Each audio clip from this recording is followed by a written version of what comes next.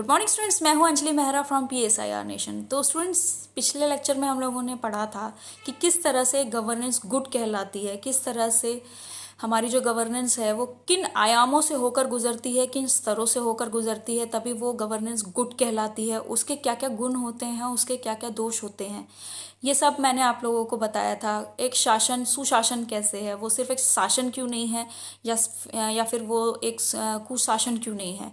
तो ये शब्दों का जो खेल है वो किन वजह से उत्पन्न होता है, ये मैंने आप लोगों को समझाया था, बताया था। आई होप आप लोगों को समझ में आया है, और आप लोगों को वीडियो समझ में आई है, अच्छी लगी है तो उसे लाइक, शेयर और सब्सक्राइब ज़रूर करें, ठीक है। क्योंकि बहुत मेहनत लगती है इन वीडियोस को बनाने में, इन वीडियोस को तैयार करने में, तो लाइक, शेयर और सब्सक्राइब ज़रूर किया कीजिए।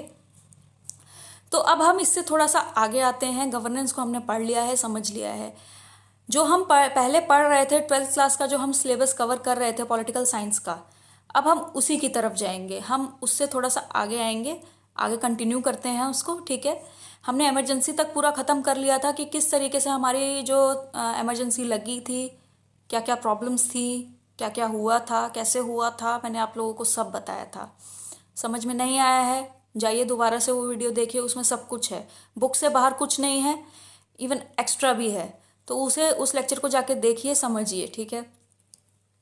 और ये बहुत इंपॉर्टेंट लेक्चर था, ये जो इमरजेंसी वाला जो था, क्योंकि इमरजेंसी से बार बार हर तरह के क्वेश्चंस आते हैं कि क्यों लगाई गई थी, किस बलबूते पे लगाई गई थी, कौन से ईयर में लगाई गई थी, नेशनल इमरजेंसी होती क्या है, कौन से आर्टिकल में आती है। जिनका UPSC ऑप्शनल है उनके लिए तो वो बहुत ज़्यादा इंपॉर्टेंट है, क्योंकि इमरजेंसी से आप लोगों को भी पता है हर साल कितने क्वेश्चन आते हैं। और गवर्नेंस, और जब आप गवर्नेंस पढ़ते हैं तो आप लोगों को ये सब चीज़ें पता होनी चाहिए, ठीक है। तो अब हम थोड़ा सा आगे आते हैं। अब हम आते हैं जन आंदोलनों की तरफ, ठीक है। जन आंदोलन क्या होते हैं, इनका उदय क्यों होता है। जन आंदोलन, पहली बात डिस्कस करेंगे कि पहली बात जन आंदोलन होते क्या हैं, ठीक है। तो देखिए, जन आंदोलन क्या होते हैं ना, ये किसी एक वर्ग विशेष के लिए नहीं होते हैं, ये एक व्यक्ति विशेष के लिए नहीं होते हैं। जन आंदोलन, नाम से ही पता चल रहा है जन आंदोलन, जिसमें बहुत सारे लोग मिलकर होते हैं। बहुत सारे लोग एक समस्या से ग्रसित होते हैं, एक समस्या से परेशान होते हैं, वो सब जब मिल जाते हैं तो वो कहलाता है जन आंदोलन। ये किसी एक वर्ग विशेष के लिए हो भी सकता है, क्योंकि ये जन आंदोलन है। ये इसका जो टारगेट है ये एक व्यक्ति नहीं होगा, इसका जो बेनिफिट है वो एक व्यक्ति के लिए नहीं होगा। ये एक वर्ग से रिलेटेड हो सकता है, लेकिन बहुत सारे लोगों के मिल जाने पर। किसी एक वर्ग से रिलेटेड वो कोई किसी एक व्यक्ति से रिलेटेड नहीं होगा, ठीक है। इसीलिए ये जन आंदोलन कहलाता है, क्योंकि बहुत सारे लोग जुड़ जाते हैं, मिल जाते हैं, ठीक है। इसीलिए ये जन आंदोलन है, ठीक। ये किसी भी प्रकार का हो सकता है, ये एक वर्ग से रिलेटेड हो सकता है, ये एक धर्म से रिलेटेड, ये किसी भी चीज़ से रिलेटेड हो सकता है। कोई एक ऐसा मुद्दा जो बहुत सारे लोगों को एक साथ परेशान करता है, इसीलिए वो जन आंदोलन का रूप लेता है, ठीक है। जैसे कि अभी वर्तमान में चल रहा है किसान आंदोलन, तो किसानों की कुछ समस्याएं हैं, वहाँ गवर्नमेंट का कुछ रूल है, ठीक है। तो वो भी एक जन आंदोलन ही है। क्यों? क्योंकि वो एक वो एक वर्ग विशेष से रिलेटेड है, किसानों से रिलेटेड है, तो वो भी एक जन आंदोलन है, ठीक है। इसे ऐसे समझिए, ठीक। तो मैं यही डिस्कस करना चाह रही थी कि जन आंदोलन होते क्या हैं और क्यों ये सामने आते हैं बार बार। इंडिया जैसी डेमोक्रेसी में, जो कि इतनी बड़ी है, इतनी लार्ज है, उसके आगे ये समस्याएं बार बार क्यों आती हैं। आप लोगों ने देखा होगा न्यूज़पेपर वगैरह में भी कि ये समस्याएं जो हैं वो इंडिया में थोड़ी सी ज़्यादा हो जाती हैं। क्यों? क्योंकि यहाँ पर जो लोग हैं ना, वो कई हिस्सों में बटे हुए हैं। धर्मनिरपेक्ष है हमारा इंडिया, लेकिन उसके बावजूद भी यहाँ पे लोग बटे हुए हैं। वो धर्म के आधार पर बटे हैं, जाति के आधार पर बटे हुए हैं, और भाषा के आधार पर बटे हुए हैं, और कुछ नहीं तो लिंग के आधार पर बटे हुए हैं, लड़का लड़की। तो यहाँ पर लोगों को बांटना बहुत ज़्यादा ईजी हो जाता है। क्यों? क्योंकि हमारी जो भारतीय संस्कृति और जो हमारा जो भारतीय समाज जो है, इसकी जो संरचना जो है वो बहुत ज़्यादा जटिल है। जटिल इन द सेंस ये आपस में जुड़ी हुई है, ठीक है। यहाँ पर कोई व्यक्ति अगर आपके धर्म का नहीं है तो उसे भी आपका दुश्मन बना दिया जाता है। अगर आपकी जाति का नहीं है तो नहीं, वो आपका दोस्त है, लेकिन उससे ज़्यादा कुछ नहीं हो सकता है। तो ये आपने देखा होगा, सुना होगा। बहुत सारी प्रॉब्लम्स आती हैं। जैसे आप लोगों ने देखा भी होगा कि अगर धर्म के नाम पर है तो आप लोग मतलब किसी और धर्म में शादी नहीं कर सकते हैं, या फिर बहुत सारी रिस्ट्रिक्शंस आ जाती है, डू और डोंट्स आ जाते हैं बहुत तरीके के। इसी तरीके से जाति में आ जाता है कि अगर आप किसी और जाति से हैं या फिर वो किसी और जाति से हैं तो कुछ ना कुछ होता है। वो इसी आधार पर होता है क्योंकि हम लोग ठीक तरीके से एक्सेप्ट नहीं कर पाते हैं। ये लोगों की थोड़ी सी संकीर्णता हो जाती है कि इतने पढ़े लिखे होने के बावजूद भी ये वो इन छोटी छोटी चीज़ों में फंस कर रह जाते हैं। तो ऐसा होता है, ठीक है। कुछ नहीं होगा तो लिंग के आधार पर आप लोगों को अलग अलग कर देंगे कि हाँ लड़का और लड़की, लड़का हो, हमारा जो समाज है वो एक पुरुष प्रधान समाज है, आप लोगों को भी पता है, ठीक है। तो पुरुष प्रधान समाज की स्पेशलिटी क्या होती है कि यहाँ पे लड़कों को जो है वो थोड़ी सी ज़्यादा फ्रीडम दी जाती है। अगर 100% की बात है तो 110 दी जाएगी ठीक है। तो ऐसा होता है क्योंकि हमारा जो इंडियन जो थोड़ी सी समाज की जो संरचनाएं हैं वो ऐसी ही हैं, थोड़ी सी जटिल हैं, आप लोगों को पता ही है, ठीक है। जब फैमिली में किसी की डेथ होती है तो उसको जो मुखाग्नि जो दी जाती है वो भी एक लड़का ही देगा। क्यों? क्योंकि हमारे मतलब ऐसा कहा जाता था कि अगर लड़का मुखाग्नि देगा तो सीधे स्वर्ग की प्राप्ति होगी। तो ऐसा ही है, ऐसा कहा जाता था, लेकिन आजकल तो सब कुछ न्यूट्रल है। देखिए लोगों का क्या है ना, लोगों ने भ्रमित किया है, ठीक, कि लड़के हो तो ऊपर हो, लड़की हो तो भी ऊपर हो, जबकि यहाँ मुकाबला कोई था ही नहीं यहाँ दोनों ही बराबरी पे थे। लेकिन हम लोगों ने क्या किया ना, हम लोगों ने इतना ज़्यादा उसको कर दिया है ना कि हमने लेडीज़ कोच बना दिया, हमने इस तरह की चीज़ें कर दी, हमने लड़की को ऊपर कर दिया, लेकिन यहाँ पर दोनों को बराबरी पे दिखाना था वुमेन को ज़्यादा वो कर दिया, लड़कों को पीछे कर दिया, लेकिन यहाँ दोनों बराबरी पर थे। जो चीज़ें आपको बराबरी ना सिखाएं वो चीज़ें हमेशा गलत होती हैं, ये थोड़ा सा दिमाग में रख लीजिएगा। यहाँ दोनों बराबर हैं, यहाँ कोई ऊपर कोई नीचे नहीं, बराबरी का होना चाहिए। यहाँ कोई सुप्रीमेसी नहीं होनी चाहिए कि नहीं यू आर द बॉस और यू आर द बॉस, सब बराबर है यहाँ पर, ठीक है। तो ये संरचनाएं हैं, पहले इसे ऐसे समझिए, ठीक है। तो उससे क्या होता है ना कि जब कोई तबका दबता है, कोई भी तबका हो सकता है, वो ऐसा नहीं है कि जैसे वर्तमान में आप ये देख लीजिए कि किसान आंदोलन चल रहा है, ऐसे ही कुछ सालों पहले तक या फिर अभी भी देख लीजिए कि दलितों के साथ बहुत सारे इनजस्टिस होती रही हैं, ठीक है। हम लोगों ने बहुत सारी स्टोरीज पढ़ी हैं इस तरह की, बहुत सारी चीज़ें हम लोगों ने जानी हैं, समझी हैं। आपने अपने बुज़ुर्गों से, अपने पूर्वजों से सुना होगा, अगर आपने कहानियाँ वगैरह उनसे सुनी हैं कि किस तरह से दलितों को क्या क्या है ना, जो एक आम कुआं जो हुआ करता था जिससे सब पानी पीते थे, उनको उस कुएं से पानी नहीं पीने दिया जाता था। क्यों? क्योंकि वो दलित हैं, ठीक है। और जबकि हमारे कॉन्स्टिट्यूशन में आर्टिकल 14 ये कहता है समानता का अधिकार, आर्टिकल 15 कहता है लिंग जाति धर्म के आधार पर आप किसी से भेदभाव नहीं कर सकते, आर्टिकल 7 कहता है आप किसी के साथ छुआछूत नहीं कर सकते, आर्टिकल 21 कहता है गरिमापूर्ण जीवन जीने का अधिकार, आर्टिकल 21 कहता है अपना जीवन साथी चुनने का अधिकार आपको है, ठीक है। लेकिन ये सारे जो आपके राइट्स हैं ये बेमाने हो जाते हैं क्योंकि संस्थाएं बीच में आ जाती हैं। कुछ ऐसी संस्थाएं, कभी परिवार, कभी कुछ, कभी समाज, कभी कुछ भी, ठीक है, तो वो आपके आगे आ जाती हैं, वो आपके रास्ते का पत्थर बन जाती हैं। बहुत सारी चीज़ें यहाँ पर, इसे इस तरीके से समझिए क्योंकि हम लोग यूथ हैं तो थोड़े से ऐसे एग्जाम्पल्स जल्दी हम लोगों के दिमाग में रुक जाएंगे, ठीक है। तो मैं आप लोगों को उसी तरीके से समझा रही हूँ, ठीक।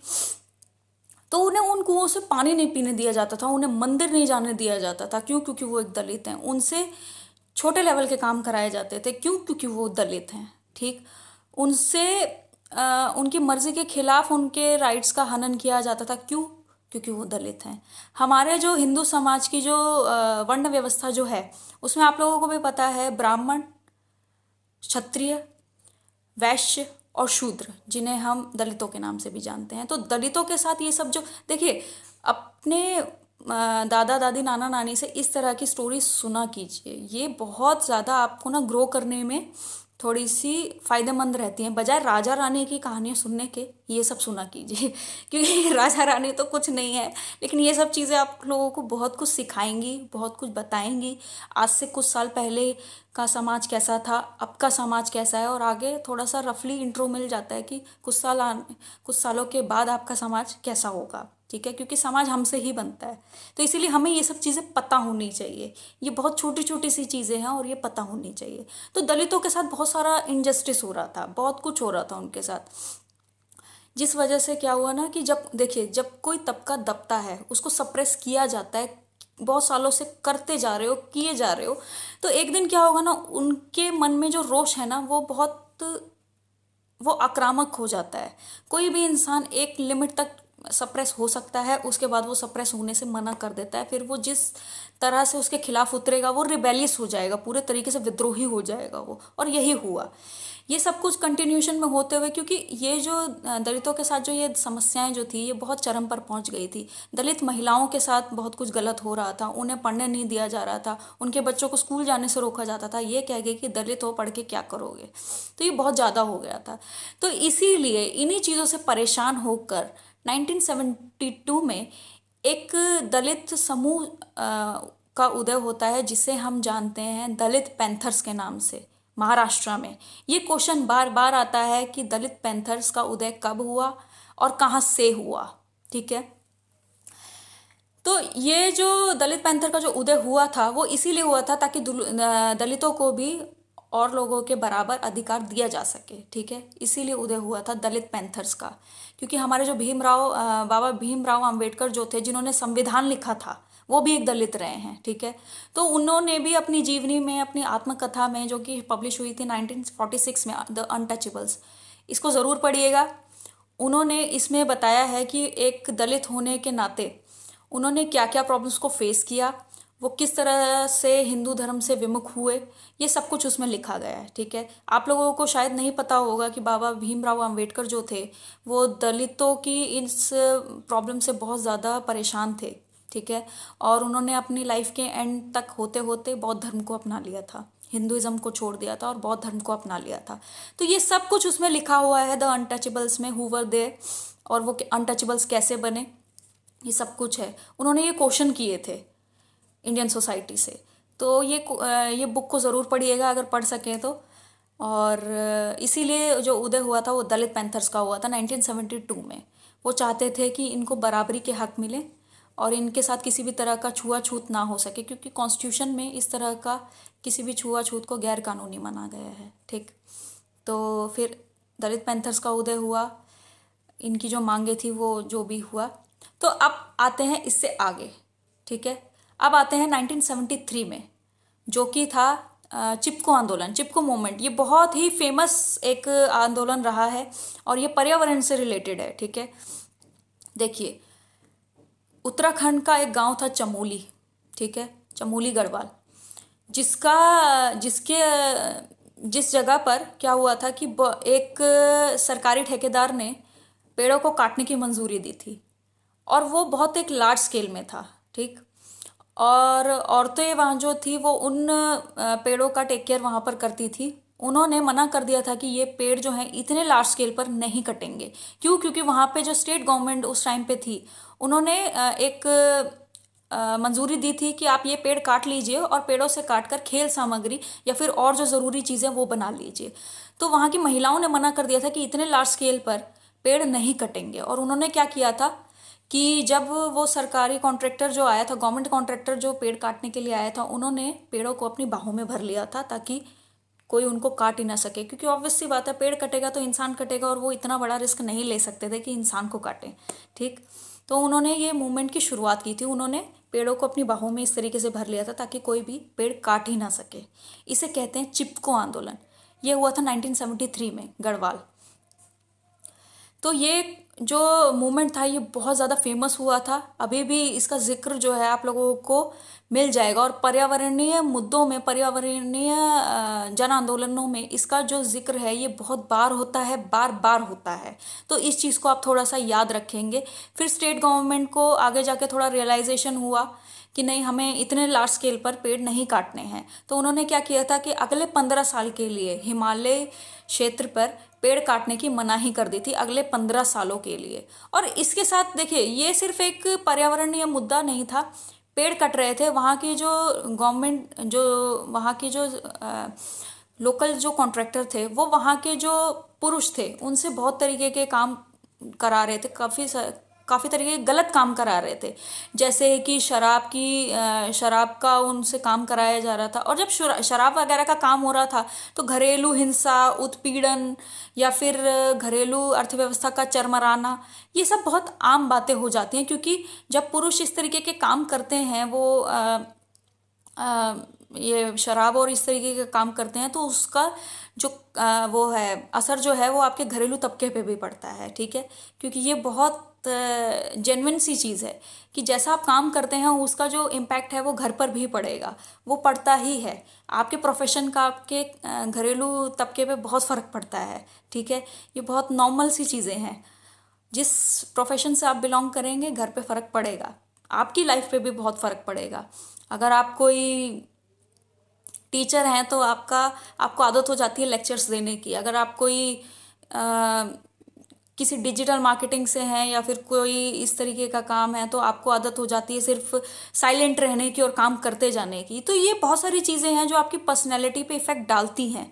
ये ऐसा होता है, ठीक है, बहुत जेन्युइन सी चीज़ है। तो उससे क्या हो रहा था कि उनका जो घरेलू तबका जो था वो भी डिस्टर्ब हो रहा था, इस वजह से भी उनके अंदर बहुत ज़्यादा रोष था। तो इसी को कहते हैं चिपको आंदोलन, ठीक। इससे हम थोड़ा सा आगे आगे बढ़ते हैं। फिर आया था एक किसान यूनियन, ठीक है। किसान यूनियन का उदय हुआ था आगे 80s में। अब देखिए, किसान यूनियन का उदय क्यों हुआ था। एक तो आप लोगों को मैंने पहले भी बताया था कि ये जो 70s का जो टाइम था ना, इसमें बहुत सारे आंदोलन खिलकर और निखर कर आ रहे थे। क्यों? क्योंकि बहुत सारे वर्गों में डिवाइडेड है हमारी भारतीय सभ्यता। बहुत सारे वर्ग हैं, जातियाँ हैं। मैंने आप लोगों को पहले भी शायद बताया था कि ये जो कल्चरल डिफरेंसेस जो होते हैं, ये जो लिंग्विस्टिक डिफरेंसेस जो होते हैं, जितने बड़े बड़े नाम हैं, इम्पैक्ट भी बहुत बड़े बड़े डालते हैं। ये सिर्फ कहने की बातें हो जाती हैं कि नहीं ये सब होता नहीं है, या फिर क्योंकि देखिए, हमने बोलियों के भाषाओं के आधार पर भी लोगों को लड़ते हुए देखा है, होता है। बोली के आधार पर एक पूरा देश अलग हो गया था, जिसको हम अभी जानते हैं बांग्लादेश, ठीक है। तो बोली के आधार पर ही मैंने आप लोगों को बताया था कि बोली के आधार पर भी बोली, खान पान, पहनावा, ये सब कल्चरल डिफरेंसेस में आ जाता है। तो उसके हिसाब से देखिए वो डिफरेंस कितना बड़ा हुआ, जो एक पूरा देश अलग करना पड़ गया, ठीक। तो ये सब चीज़ें इम्पैक्ट डालती हैं, ये बहुत नेचुरल है। ह्यूमन साइकोलॉजी कहती है कि जो भी इंसान आपकी सोच से अलग है या फिर आपसे डिफरेंट है, तो या तो वो बहुत ज़्यादा अच्छा होगा या तो फिर वो बहुत ज़्यादा बुरा हो जाएगा। ऐसा होता है, ये बहुत नेचुरल है, ये ह्यूमन साइकोलॉजी है, ठीक है। तो या तो वो बहुत ज़्यादा अच्छा हो जाएगा या तो वो बहुत ज़्यादा बुरा हो जाता है। हम क्या है ना, हम लोग सर्टिफिकेट देने में बिल्कुल महारत हो जाती है हम लोगों को। हम सबको सर्टिफिकेट्स देते जाते हैं, हाँ आप बहुत अच्छे, आप तो बहुत ही बुरे हैं। तो ये नेचुरल है, लेकिन ये चीज़ें नहीं होनी चाहिए। जब तक जाने नहीं, समझे नहीं, तब तक नहीं होना चाहिए। तो ये थोड़ा सा ह्यूमन साइकोलॉजी है। तो उसी बेसिस पे क्या हुआ था ना, किसान यूनियन, किसानों के साथ बहुत ज़्यादा प्रॉब्लम्स होने शुरू हो गए थे। क्यों? क्योंकि जो हमारा जो भारत था वो आज़ादी के बाद धीरे धीरे से ग्रो कर रहा था। हमने 1960 में हरित क्रांति को अपनाया था, ठीक है। हरित क्रांति से मतलब कि हम लोग गेहूँ, ज्वार, बाजरा, जो हमारी इस तरह की जो फसलें थी, वो अब भारत में खुद की उससे उगा रहे थे। पहले क्या होता था कि हम लोग बाहर से बीज मंगाते थे, फिर करते थे, वो हमें बहुत महंगा पड़ रहा था। फिर 70s के टाइम पे मानसून फेल हो गया था, ठीक है। लेकिन ये जो हरित क्रांति का जो फायदा जो था ना, मंडियाँ उपलब्ध कराई गई थी। लेकिन ये हरित क्रांति का जो बेनिफिट जो था, ये सिर्फ बड़े किसानों तक होकर रह गया था। छोटे किसान इसका फ़ायदा उठा ही नहीं पाए थे। अगर आप लोगों ने हरित क्रांति वाले चैप्टर को ठीक से पढ़ा है तो वहाँ पर ये बताया भी गया है। फिर वैश्वीकरण आया, ठीक है। तो ये सारी जो चीज़ें हो रही थी ना, ये बड़े किसान और बड़े ज़मींदार इन तक फ़ायदा जो था ना वो सीमित रह जा रहा था। ये छोटे किसान जिनके लिए एक्चुअली ये स्कीम होनी चाहिए फ़ायदेमंद, उनके लिए नहीं हो रही थी। क्योंकि जब तक ग्रास रूट लेवल पे ये चीज़ें ग्रो नहीं करेंगी तब तक ऊपर से कोई फ़ायदा ही नहीं है। क्योंकि छोटे से जब बड़ा बनेगा तभी बड़े से बड़ा बनेगा और उसी का फ़ायदा भी है। अगर सिर्फ बड़ा बड़ा बड़ा होता ही जाएगा, अमीर और गरीब और ज़्यादा गरीब होता चला जाएगा, तो कैसे होगा? ये कौन सा विकास होता है? ये विकास नहीं कहलाएगा, फिर ये कहलाया जाएगा कि एक वर्ग विशेष को ही इसका फ़ायदा मिलता चला जा रहा था और वही हो रहा था। फ़ायदा जो था वो एक वर्ग विशेष तक ही रह जा रहा था, सब कुछ एक वर्ग विशेष तक हो रहा था, जिसकी वजह से छोटे किसानों में, छोटे ज़मींदारों में बहुत ज़्यादा रोष पैदा हो गया था। उन्होंने फिर कुछ मांगे रखी थी कि हमें एक हमारा जो बकाया है वो माफ़ किया जाए, क्योंकि छोटे किसान हैं, फसलें नहीं बिकती थी, नकदी फसलें। आप लोगों ने देखा होगा कि ये जो छोटे किसान जो होते हैं बेचारे नहीं कर पाते हैं कुछ भी जब, तो इनके पास बस एक ही रास्ता होता है कि या तो वो अपनी जान दें या तो वो अपना कर्ज वापस करें। कर्ज वो वापस नहीं कर पाते हैं, इसीलिए उनके पास जान देने या फिर अपना घर बार बेचने के अलावा और कोई रास्ता ही नहीं रह पाता। ठीक है। तो ये जब चीज़ें जब हद से ज़्यादा हो गई तो किसानों ने सोचा क्यों ना एक यूनियन बनाया जाए और सरकार के आगे अपनी मांगे पेश किया जाए। ठीक है। तो उसी टाइम पे जैसे अभी वर्तमान में भी हो रहा है, तो एक ऐसा ही यूनियन बनाया गया था और सरकार के आगे उनकी अपनी मांगे रखी गई थी। उनसे कहा गया था कि उनका जो बकाया है वो माफ़ किया जाए, उन्हें किसानी पेंशन दी जाए, उन्हें थोड़े से बेनिफिट दी जाए, छोटे किसानों के लिए भी थोड़ा सा स्कीम लाई जाए, उनके बारे में भी सोचा जाए, उनको भत्ते दिए जाए, इस टाइप की चीज़ें। तो ये है किसान यूनियन। ठीक। इससे जब हम थोड़ा सा आगे बढ़ते हैं तो आता है हमारा ताड़ी आंदोलन।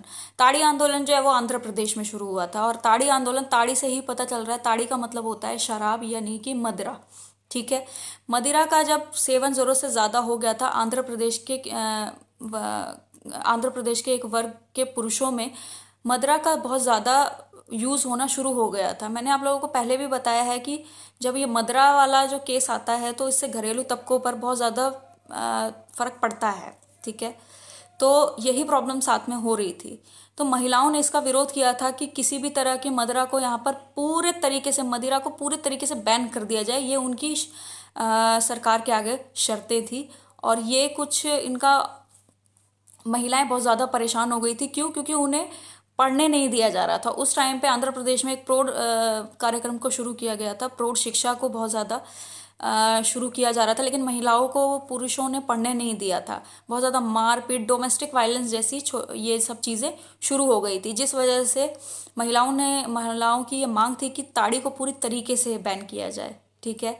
तो ये थे कुछ हमारे जन आंदोलन जो कि बहुत इंपॉर्टेंट है, बहुत ज़रूरी है। आप लोगों ने इन्हें याद करना है, अच्छे से पढ़ना है। ठीक है। और वीडियो पसंद आई है तो लाइक, शेयर और सब्सक्राइब ज़रूर करना है। Thank you very much.